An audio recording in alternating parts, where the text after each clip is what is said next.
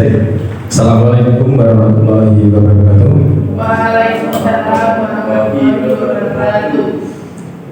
Pertama-tama saya ucapkan terima kasih atas kehadiran Bapak Ibu guru yang khususnya sudah tergabung dalam kompul sekolah di SMP Muhammadiyah Wonosari untuk mengikuti sosialisasi rencana tidak lanjut PKT PJOK tentang pembelajaran berbasis proyek dengan tema tinggalkan rasa malas, ayo main volley.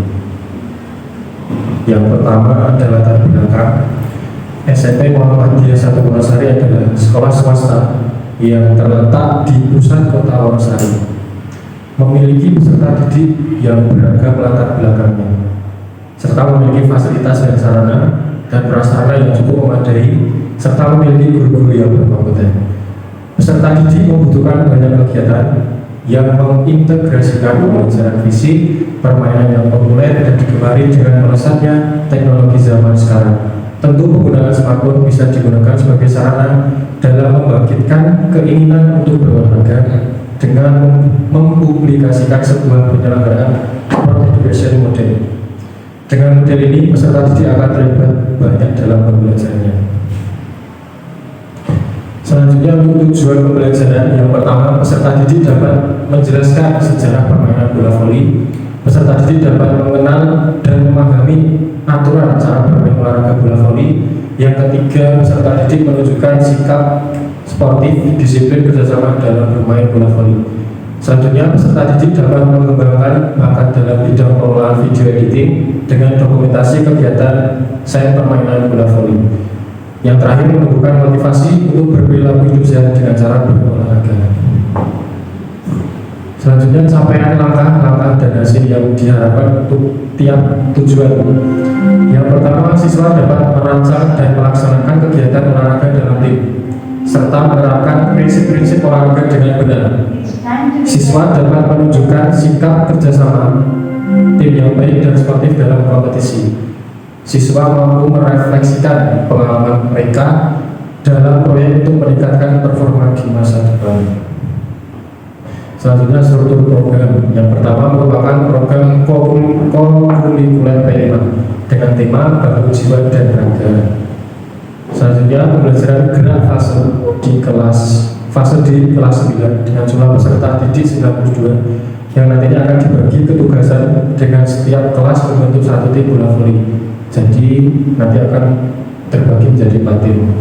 Untuk pertandingan dengan sistem gugur, sistem poin 2 kali kemenangan untuk setiap 1 kali pertandingan. Kemudian untuk hasil video editing dokumentasi akan dinilai setelah diupload oleh peserta didik. Selanjutnya, mitra dan komunitas belajar. Pelaksanaan akan diadakan pada hari Jumat 12 November sesuai jadwal KPM kelas 9 di lapangan SMP Mutu. Yang kedua, persiapan 1 minggu dengan memberikan sosialisasi ketugasan kepada peserta didik oleh guru bahasa Indonesia, guru PKN, guru IPA, dan guru informatika.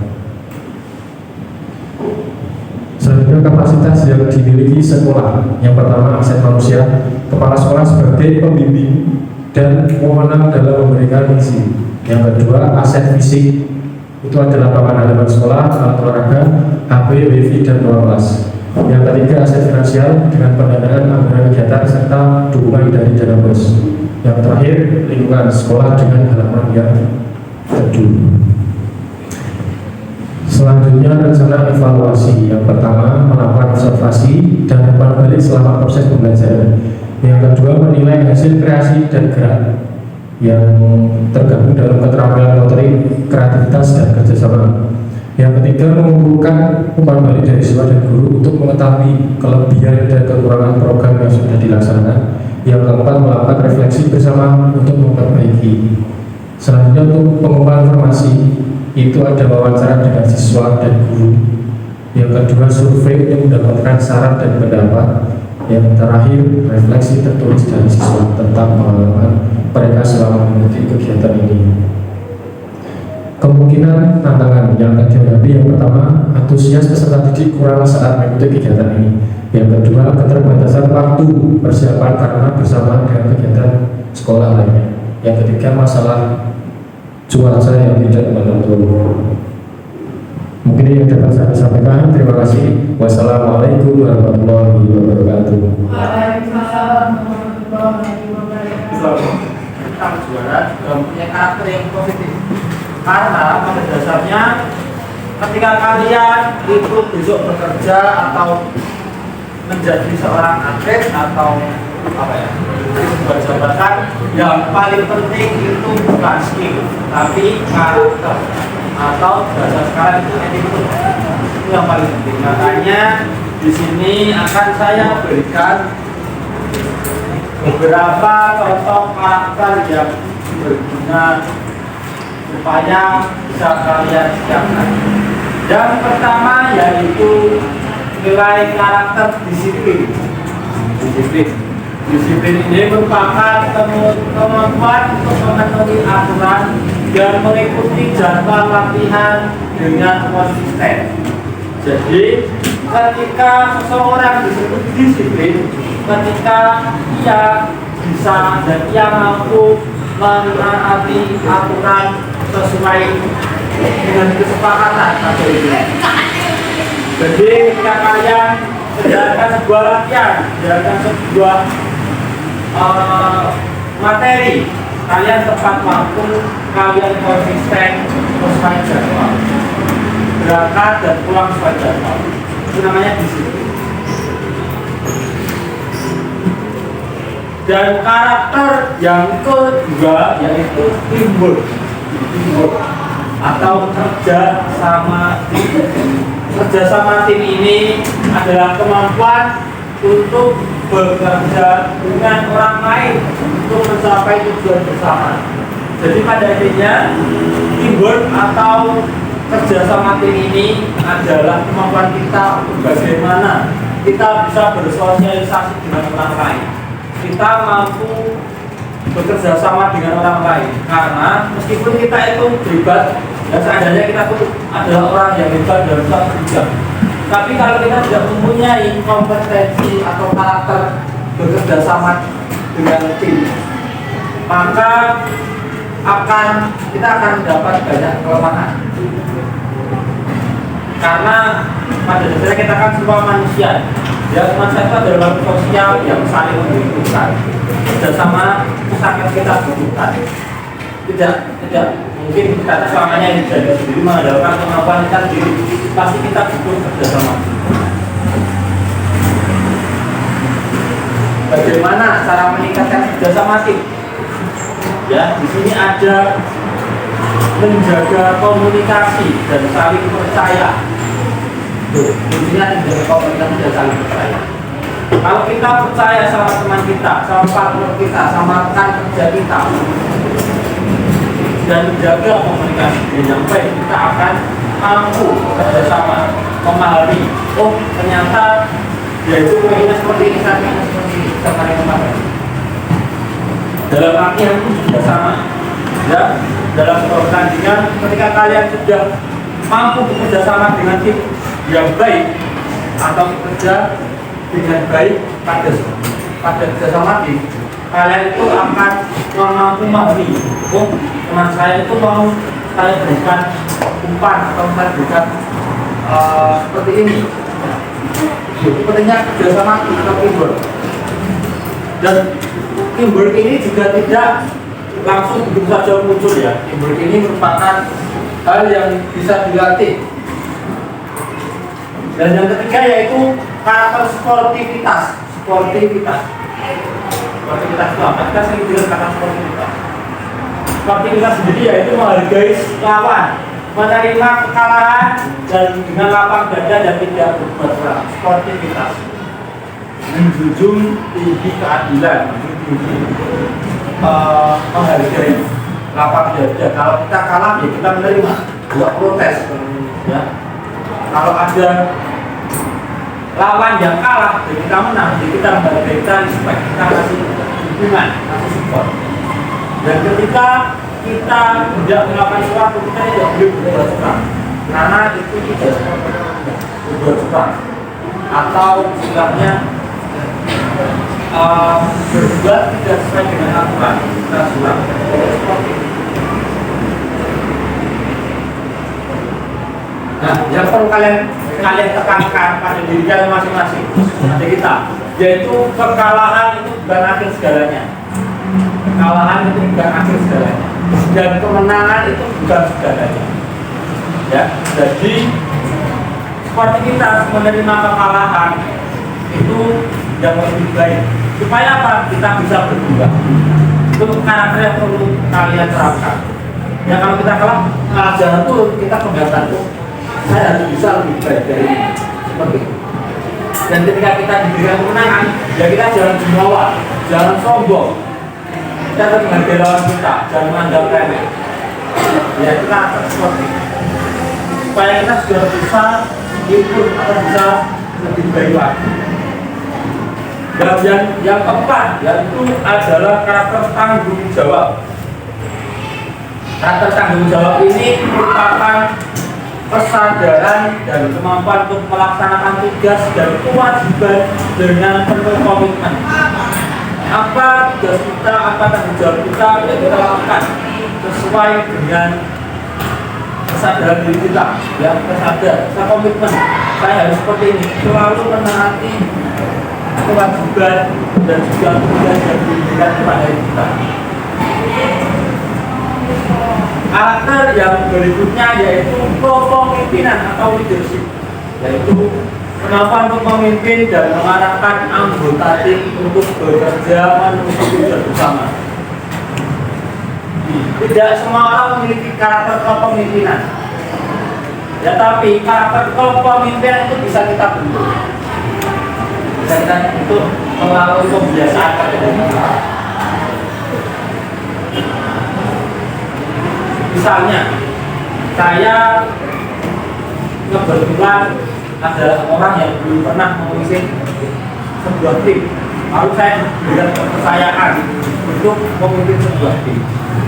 Nah, bagaimana cara saya melatih kepemimpinan saya? Dan saya mempelajari anggota tim saya, melatih strategi bagaimana akan berjalan tim saya, dan memberikan kesempatan kepada teman-teman saya untuk memberikan masukan, memberikan arahan juga, ya, dan saling bekerja sama.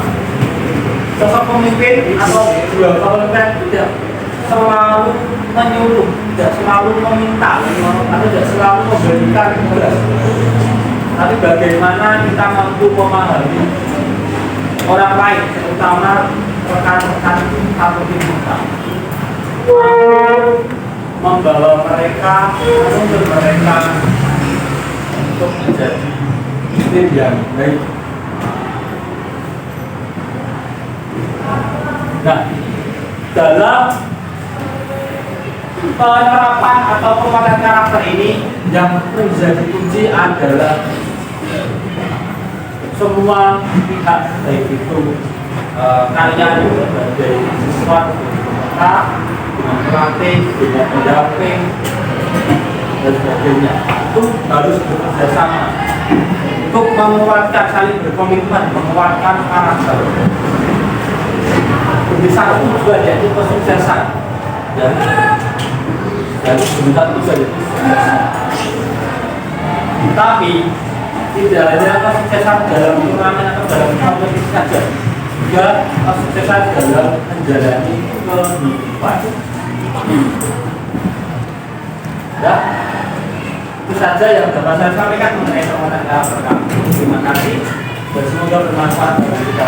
Assalamualaikum warahmatullahi wabarakatuh.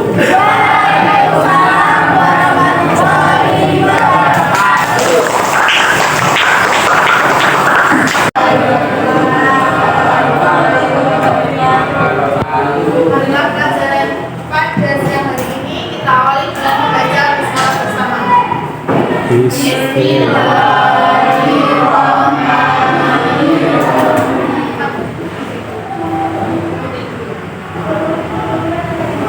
Saya akan menjelaskan sosialisasi pembuatan laporan pada akhir kegiatan. Nah, kegiatannya itu merupakan kegiatan lomba ataupun turnamen bola voli. Nah, saya akan mensosialisasikan pembuatan laporan di akhir kegiatan ketika turnamen sudah selesai. Nanti peran kalian sebagai siswa yaitu menyelenggarakan turnamen bola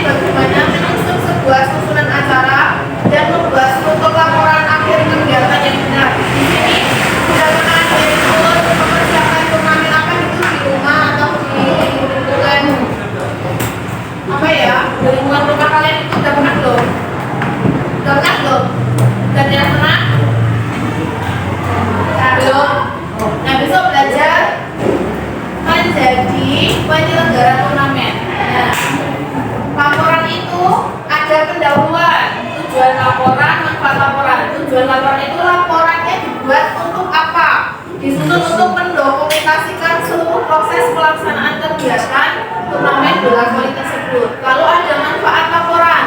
Laporan itu berguna untuk pihak penyelenggara. Pihak penyelenggara berarti kalian sebagai pihak penyelenggara turnamen tersebut, untuk bahan evaluasi ke depannya turnamen yang akan datang. Lalu struktur laporan akhir kegiatan. Ada pertama sampel laporan. Sampel laporan itu ada judul laporan. Nanti laporan kalian berjudul apa, nama acaranya apa, lalu nama penyelenggara, nama sekolah, organisasi, dan penyelenggaranya siapa aja, tanggal kegiatan, tanggal dilaksanakan turnamen kapan, lalu lokasi kegiatannya di mana. Jika ada logo dan identitas penyelenggara maka dicantumkan. Kalau kalian ganti logo sekolah nggak apa-apa. Lalu yang selanjutnya halaman pengesahan. Pengesahan ini disahkan oleh penyelenggara, biasanya berisi tanda tangan pihak yang berwenang, misalnya ketua penyelenggara siapa, terus nanti diawasi sama guru olahraganya siapa. Tanggal pengesahannya, tanggal laporan disahkan atau disetujui. Ketika nanti laporannya udah selesai, udah disahkan sama dikonfirmasi sama guru olahraga, berarti itu tanggalnya diisi tanggal yang sudah dikonfirmasi sama guru olahraga. Yang selanjutnya kata pengantar, membuat ungkapan rasa syukur dan terima kasih dari penulis atas tersusunnya laporan tersebut. Yang selanjutnya daftar isi. Jadi nanti daftar isinya disesuaikan dari lembar pengesahan dan sampai penutup nanti. Selanjutnya bab 1 pendahuluan, isinya ada latar belakang, tujuan kegiatan, sama sasaran kegiatan. Latar belakangnya itu mengapa turnamen diselenggarakan, untuk apa, tujuannya, apa yang ingin dicapai dari turnamen tersebut. Yang ketiga, sasaran kegiatan. Nah, sasarannya untuk siapa? Untuk umum atau hanya untuk siswa saja. Bab kedua, pelaksanaan kegiatannya, waktu dan tanggal pelaksanaannya kapan, lalu tata cara pelaksanaannya, jadi step-stepnya gimana, bukan acaranya, proses pertandingannya gimana, dituliskan di laporan tersebut. Peserta kegiatannya siapa aja, jumlahnya berapa, kategorinya misalnya perempuan sendiri atau laki-laki sendiri, seperti itu. Sarana dan prasarana, menyebutkan fasilitas yang digunakan, jadi alat-alat yang digunakan untuk turnamen voli itu apa aja. Itu. Terus panitia kegiatan, sebutkan nama-nama panitia yang terlibat dalam kegiatan turnamen bola voli tersebut. Semua panitia harus disatukan, misalnya nanti ketuanya siapa, sekretarisnya siapa, bendaharanya dan anggota dan lain-lain. Yang selanjutnya prosedur keamanan dan kesehatan. Nah, nanti kalian kerjasama dengan UKS. Yang selanjutnya bab ketiga hasil kegiatan. Ada hasil pertandingannya, nanti siapa yang juara, terus pemain terbaik siapa, poin atau skor akhir tiap pertandingan, siapa yang jadi top skor, misalnya itu. Prestasi dan pencapaian, sebutkan pencapaian yang diraih oleh peserta atau tim, jadi disebutkan, dijelaskan di laporan tersebut. Lalu dicantumkan masalah yang dihadapi. Nah, kalian sebagai penyelenggara menemukan masalah apa atau kendala atau kesulitan apa yang dicantumkan di laporan. Bab 4, evaluasi dan penutupan. Evaluasi kegiatannya apa? Nah, dari kesulitan-kesulitan tersebut, hambatan-hambatan kegiatan turnamen bola voli itu kalian harus menjelaskan di laporan tersebut. Saran dan rekomendasi, kalian bisa mencantumkan sarannya gimana, sarannya penyelenggara yang selanjutnya gimana. Lalu yang terakhir ucapan terima kasih sebagai penutup.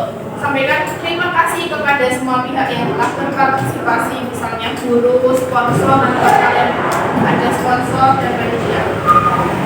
Nah, terakhir lampiran dokumentasi, tahu kan dokumentasi berarti ada foto-foto, kalau video tidak mungkin dicantumkan di laporan dalam bentuk kertas. Jadi nanti ada foto-foto pertandingan dan dokumentasi foto pemenang penyerah hadiah. Lalu daftar pustaka sudah ada. Daftar pustaka itu misalnya kalian di laporan tersebut mengutip kata-kata dari salah satu ahli itu dicantumkan. Nah, di laporan itu harus menggunakan bahasa baku, tidak boleh menggunakan kata-kata sehari-hari. Data yang akurat, konsisten dalam penulisan dan tata letak yang rapi. Jadi laporannya harus disusun dengan rapi. Kesimpulannya, laporan sebagai alat evaluasi dan tentunya laporan yang sistematis. Dengan membuat laporan yang baik, penyelenggara dapat lebih mudah menilai kekurangan dan kelebihan dalam kegiatan ini. Sobat,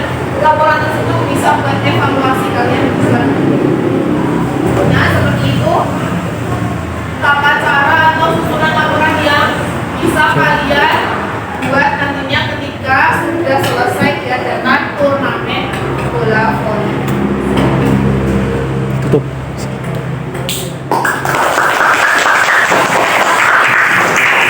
Assalamualaikum warahmatullahi wabarakatuh.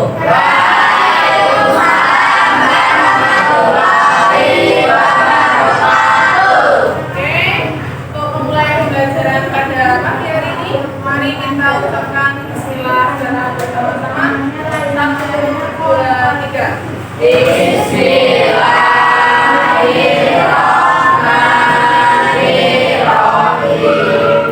Oke, jadi hari ini kita akan belajar ulang juga tentang sosialisasi editing dan juga video dokumentasi.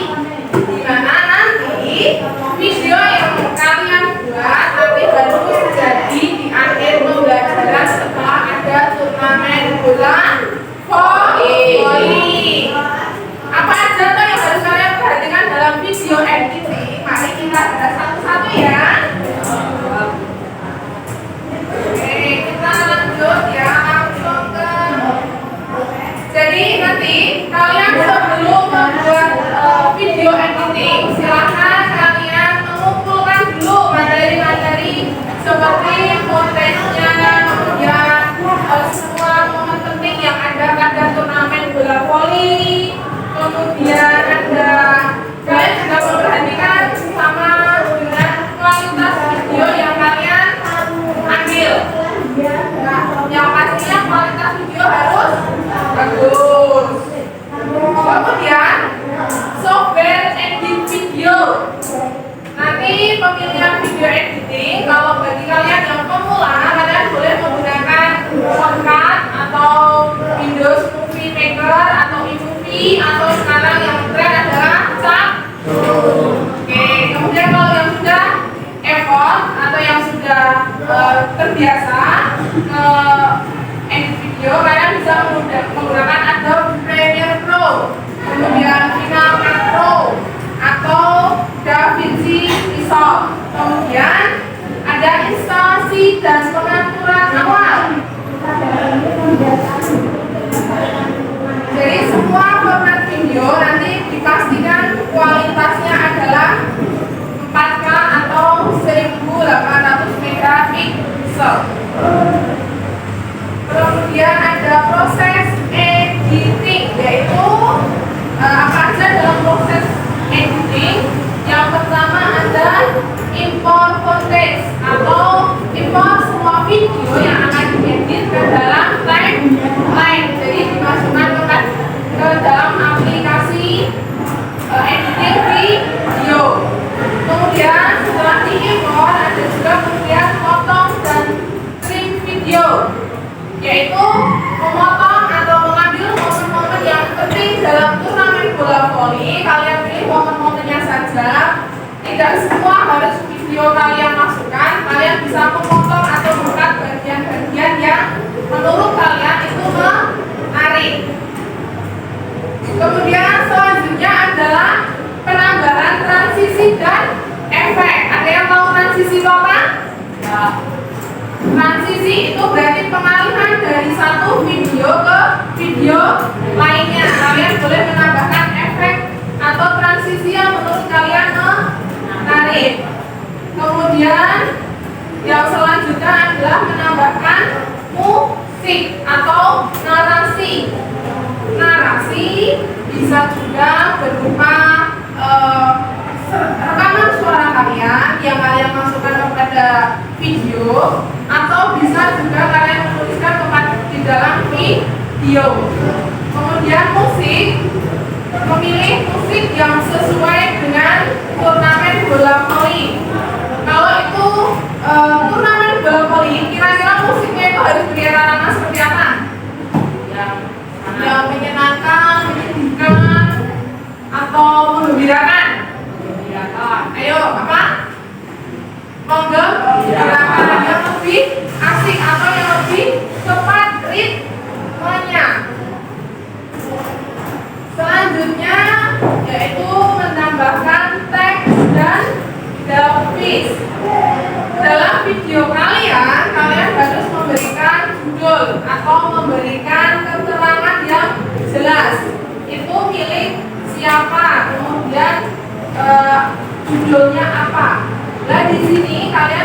menggunakan judulnya yaitu Perlombaan Bola Voli Antar Sekolah tahun 2024. Kemudian jangan lupa memberikan kredit atau logo, karena setiap turnamen itu kan ada logo atau sponsornya. Bisa memakai logo sekolah kalau itu diadakan di sekolah.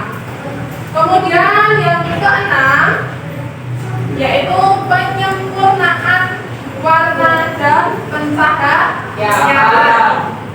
Berarti kalau dalam pengambilan video itu ada yang kurang bagus atau gelap atau terlalu terang, kalian bisa menambahkan atau mengurangi kontrasnya atau pencahayaannya supaya lebih menarik.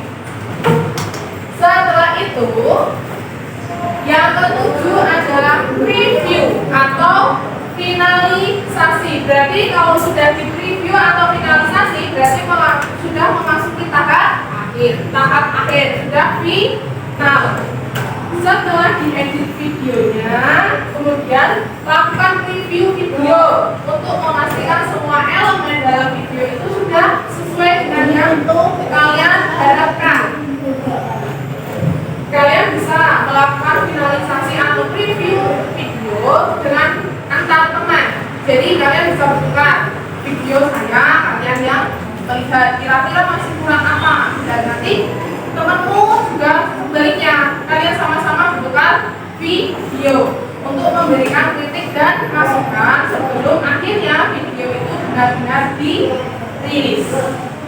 Kemudian render video. Jadi setelah editing selesai, kemudian setelah semua masukan, semua kritikan kalian terima, kalian boleh mengambil semua masukan yang menurut kalian itu bagus atau tidak. Setelah selesai semua, kemudian dilakukan rendering atau menghasilkan file akhir, yaitu pilih format yang sesuai seperti MP4, kemudian MOV dengan resolusi yang sama kualitas optimal, yaitu 1080 pixel. Oke, ada yang mau ditanyakan? Ya, sudah. Kesimpulannya sekarang, video editing video yang efektif yaitu mengedit video dengan baik akan membantu menyampaikan pesan dan momen perlombaan dengan lebih jelas dan menarik. Ya, kemudian ada unggah ke platform yang tepat. Contoh platformnya apa? Promosi, dokumentasi atau berbagi dengan komunitas. Misalnya kita bisa mengunggahnya ke akun-akun media sosial. Kemudian pentingnya kualitas konten. Pastikan video yang diunggah berkualitas baik dari segi visual maupun audio untuk mendapatkan respon positif dari audiens. Oke, yang penting adalah silakan menghasilkan video yang berkualitas, yang memberikan motivasi yang baik dan tidak akan menimbulkan salah. Oke, hari ini cukup sekian. Terima kasih. Ada yang mau ditanyakan? Ya, oke, kalau tidak ada kita tutup. Wassalamualaikum warahmatullahi wabarakatuh. Bye.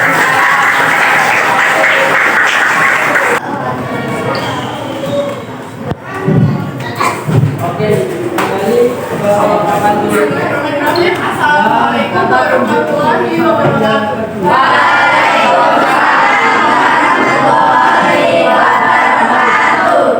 Berarti kalau jauh ada mudah dan juga mau menjelaskan rasa Kesehatan dalam penyelenggaraan anak ya, khususnya pengamen bola voli kalau yang dibakar yang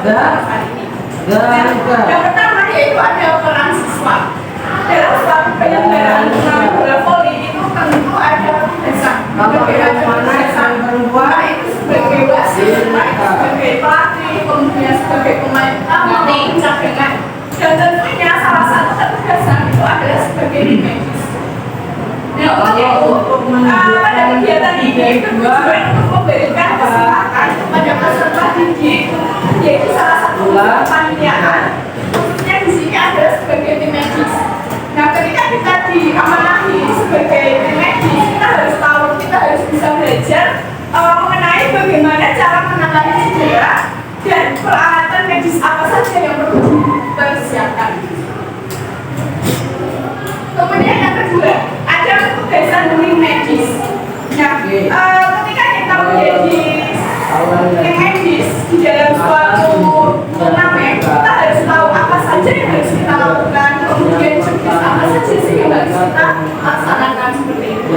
Yang pertama yaitu ada pemantauan kesehatan pemain.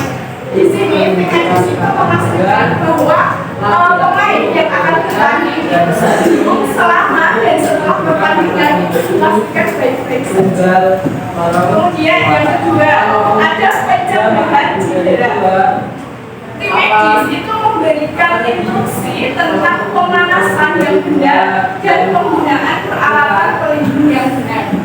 Kemudian yang ketiga ada penanganan cedera.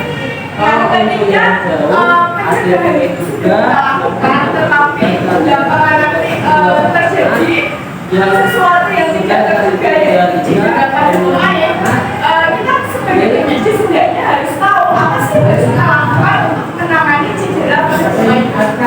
Dan di sini tim medis itu memberikan pertolongan pertama saat terjadi cedera ringan serta penanganan lebih lanjut bila diperlukan. Kemudian yang keempat ada koordinasi dengan wasit dan pelatih. Di sini tim medis mengawasi kondisi pemain dan berkoordinasi dengan official terkait. Dan yang kelima ada penyediaan peralatan medis. Tim medis itu memastikan peralatan medis apa saja yang harus disediakan dan siap digunakan. Ada. Selanjutnya ada peralatan tim medis. Peralatan tim medis yang perlu kita siapkan ketika kita menjadi tim medis ini yang pertama ada kotak lengkap. Di dalam kotak lengkap itu ada berbagai macam alat, misal ada perban, kemudian ada plester, ada antiseptik, ada salep, es batu dan lain sebagainya yang memang diperlukan dalam suatu turnamen. Kemudian yang kedua ada alat-alat untuk penanganan cedera serius, yaitu misalnya ada tabur dan ada Ini loh, ya. Benar. next selanjutnya ada penanganan cedera pada bola voli. Di dalam cedera itu ada berbagai macam. Yang pertama itu ada cedera terkelupas atau tergores. Apa yang harus dilakukan tim medis ketika seorang pemain itu mengalami cedera terkelupas atau tergores? Maka yang pertama yaitu membersihkan luka dengan antiseptik. Ketika luka tersebut sudah dibersihkan, kemudian sudah bersih dari kuman maupun kotoran, kemudian menutup luka dengan plester atau perban steril. Kemudian yang kedua ada cedera punggung atau leher yang disebut dengan spray. Di sini jangan memindahkan pemain tanpa bantuan jika mencurigai cedera tulang belakang. Segera ambil tim medis atau ambulans. Karena jika tidak tidak bantuan oleh tim lain atau tim medis lain itu nanti akan berbahaya bagi si pemain yang mengalami cedera punggung atau leher. Kemudian yang selanjutnya ada spray. Sehingga beda ya antara spray dan spray itu tidak. Kalau spray itu terjadi cedera pada ligament yang terputir. Untuk penanganannya seperti apa? Yaitu terapkan RICE. R adalah rest, kemudian I adalah ice, ada compression dan ada elevation pada area yang terluka. Selanjutnya ada persiapan fasilitas medis di lapangan. Apa saja yang harus disiapkan ketika menjadi tim medis di lapangan? Yang pertama yaitu ada lokasi pos medis. Pos medis harus mudah diakses dan dekat dengan area permainan, sehingga semua tim yang ada di lapangan tahu lokasi medis itu. Yang kedua ada persiapan alat dan obat-obatan. Pastikan semua peralatan medis dalam kondisi baik dan siap Ini yang apa? ketiga, yaitu ada pemberitahuan kepada wasit dan pelatih Di sini bahwa memastikan semua pihak yang terlibat tahu mengenai medis dan prosedur daratan tersebut. Ini adalah buku. Boleh nggak ada calculator boleh? Pentingnya persiapan tim medis, Ya, yaitu persiapan yang matang dari tim medis itu dapat mengurangi risiko cedera dan meningkatkan keselamatan pemain selama pertandingan. Yang kedua, ada koordinasi yang baik, kolaborasi antara wasit, antara pelatih, kemudian ada juga tim medis itu sangat penting untuk memastikan kelancaran jalannya pertandingan dan Calculator. jadi ketika kita diamanahi sebagai tim medis atau kesehatan, harus tahu apa yang harus dilakukan, kemudian untuk penanganannya seperti apa dan peralatan medis apa yang perlu disiapkan. Mungkin hanya itu yang dapat Ibu sampaikan. Semoga apa yang Ibu sampaikan ini dapat bermanfaat bagi teman-teman ketika nanti teman-teman diamanahi sebagai tim medis maupun tim kesehatan di suatu tempatnya. Cukup sekian dari Ibu.